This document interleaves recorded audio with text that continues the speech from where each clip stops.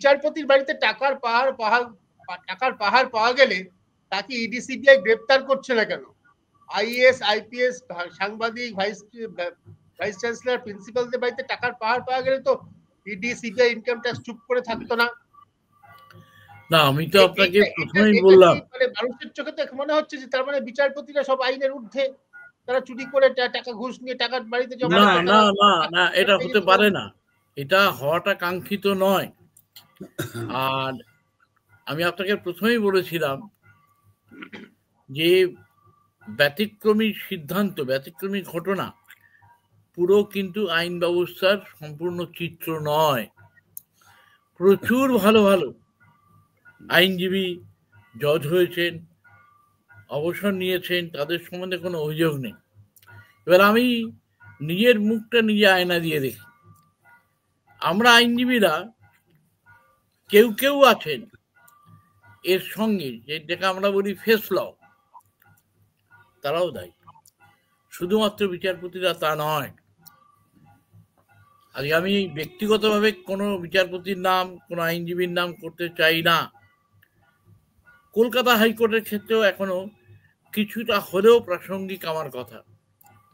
আমার প্রশ্ন হচ্ছে যে রবীন্দ্রনাথকে জানি স্মরণ না করতে হয়, বিচারের বাণী নীরবে নিভৃতে কাঁদে। আমি আজও জানি না, যখন কলকাতা হাইকোর্ট আরজিকর মামলা শুনছে, কি কারণে সুপ্রিম কোর্টের তৎকালীন প্রধান বিচারপতি সুমোটো কগনিজেন্ট স্বতঃপ্রণোদিতভাবে মামলাটা টেনে নিলেন।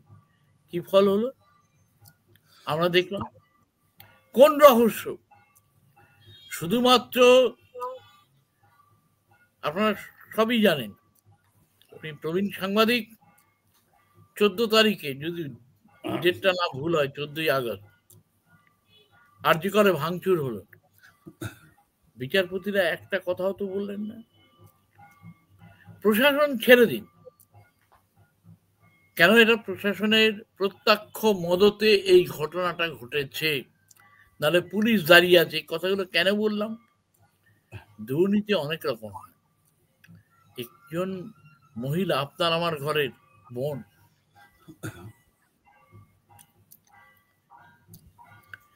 তাকে সংগঠিতভাবে হত্যা করা হলো। আর তো যা আছে আপনারা জানেন।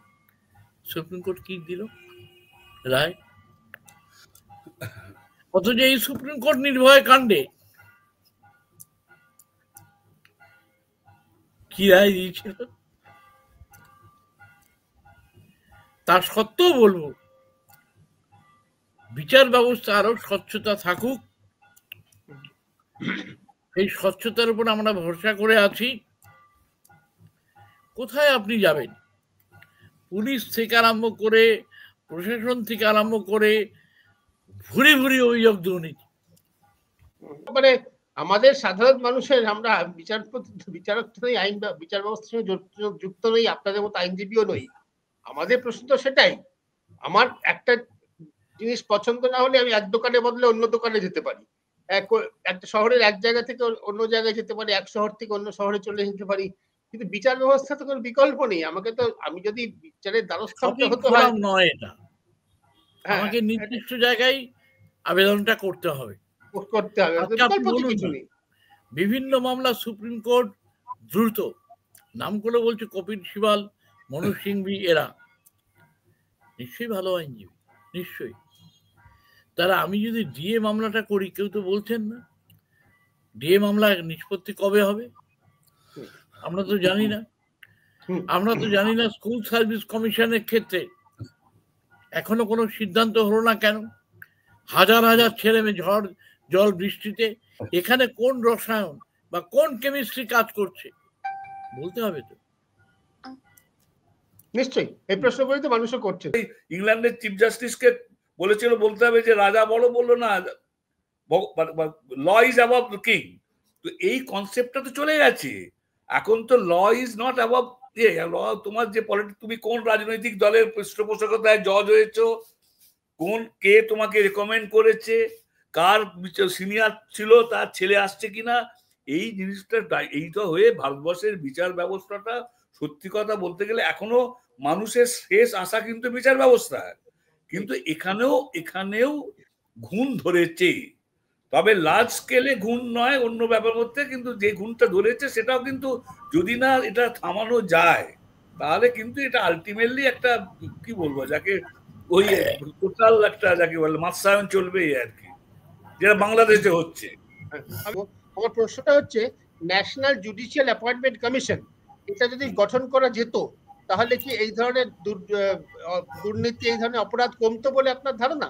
না, এটা হচ্ছে তাহলে অনেকাংশে কমে যেত, সম্পূর্ণ ইমিউন হতো, এটা আমি নিজের কনসাস বলে যে নয়। আপনি সর্বত্র এই জিনিসটা হচ্ছে, আপনি একজন প্রবীণ সাংবাদিক, আপনার মনে হতে পারে যে এই মুহূর্তে এটা অপ্রাসঙ্গিক, আজকে সাংবাদিকদের ভূমিকা, মিডিয়া হাউসদের ভূমিকা, আপনার সঙ্গে একটা ব্যক্তিগত সম্পর্ক নাহলে আসতাম না, আপনাকে আমি চিনি, আপনার ট্রান্সপারেন্সি জানি, সব কিছু জানি, আপনি যেটা বললেন ন্যাশনাল জুডিশিয়ারি সে তাতেও থাকতো, কিন্তু অনেক কম, একটা ভয় থাকতো, ভয় কাজ করত, এবং জুডিশিয়ারিকে শুধুমাত্র স্ক্যান্ডেল করে অ্যাটাক করে তাতে জুডিশিয়ারি সমৃদ্ধ হবে না, আমরা আশাবাদী। একটা সুদীপ্ত, আমাদের দেশে ন্যাশনাল জুডিশিয়াল কমিশনই হোক আর সিলেকশন কলেজিয়াম সিস্টেমটা তুলে দেওয়া উচিত, এ বিষয়ে কোনো সন্দেহ নেই। তো কারণ জজ নিজেরাই ঠিক করছে জজ, কিন্তু আমেরিকা বা অন্যান্য দেশে কিন্তু রাজনীতিবিদরাই জজেদেরকে অ্যাপয়েন্ট করে এবং তাদের যতদিন বেঁচে থাকে প্রায় ততদিন, আমেরিকাতে তো তাই, কারণ 90 বছর 85 বছরে না ছাড়লে হয় না। সেখানে কি তারা যে ট্রাম্প অ্যাপয়েন্টমেন্ট দিচ্ছে যাকে, সে কি ট্রাম্পের ফেভারে রায় দিয়েছে? দেয়নি। লাস্ট যে ইলেকশনের পর যে, সুতরাং এটা যে মানুষটা, for example justice Krishna Iyer, justice Bhagwati, হ্যাঁ, এই যে এরা সব লিজেন্ডারি জাজ এরা ছিলেন, জাস্টিস ভিভিয়ান বোস, এরা তো, বা কৃষ্ণ আয়ার তো মন্ত্রীও ছিলেন সিপিএম এর, কৃষ্ণ আয়ার মিনিস্টারও ছিলেন, মন্ত্রী ছিলেন। এটা তো ক্যারেক্টারটা তার, পণ্ডিত তার ডেডিকেশনটা তার এটার উপরে নির্ভর করে। আমাদের পাবলিকের কি 100টা লোককে নিলে কি 100টা লোকই চোর? তা তো নয়। আমাদের সমাজে আমরা তো যেখানে বাস করি সেখানে হয়তো 2% চোর। তো সুতরাং এটা জুডিশিয়াল কমিশন হোক না, এটা হচ্ছে সিলেকশন প্রসেসটা যদি ট্রান্সপারেন্ট হয়। আজকে অনেক হাইকোর্টের বিচারপতি আছে যে মুনসিপের পরীক্ষায় পাস করতে পারবে না, কিন্তু সে হাইকোর্টের বিচারপতি, এটা অনেক আছে। কিন্তু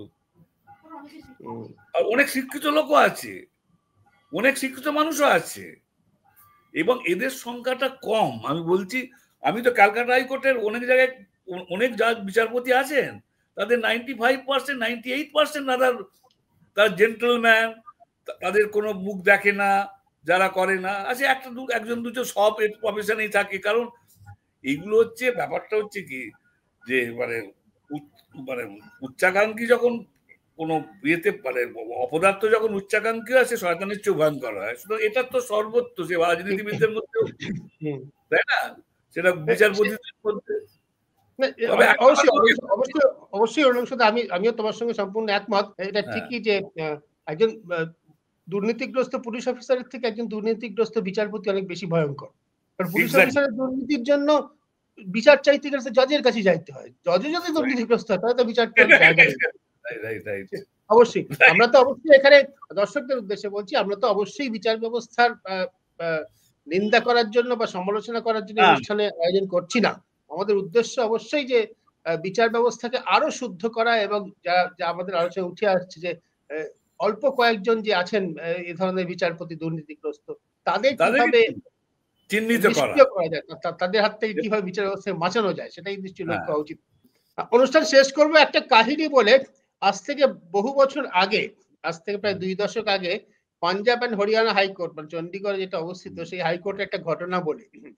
হাইকোর্টের একজন বিচারপতি ছিলেন নির্মল যাদব, মহিলা, আর একজন বিচারপতি ছিলেন নির্মলজিৎ কৌর, তিনিও মহিলা। একদিন সকালে বিচারপতি নির্মলজিৎ কাউরের কাছে এক ভদ্রলোক 15 লক্ষ টাকা নিয়ে পৌঁছে গেলেন। তাতে হইচই পড়ে গেল। জানা গেল টাকাটা আসলে বিচারপতি নির্মল যাদবের কাছে দেওয়ার কথা ছিল। এই বিচারপতি নির্মল যাদবকে কিন্তু সুপ্রিম কোর্টে কলেজিয়াম ক্লিন চিট দিয়েছিল, দিয়ে পাঞ্জাব এন্ড হরিয়ানা হাইকোর্ট থেকে উত্তরাখণ্ড হাইকোর্টে বদলি করে।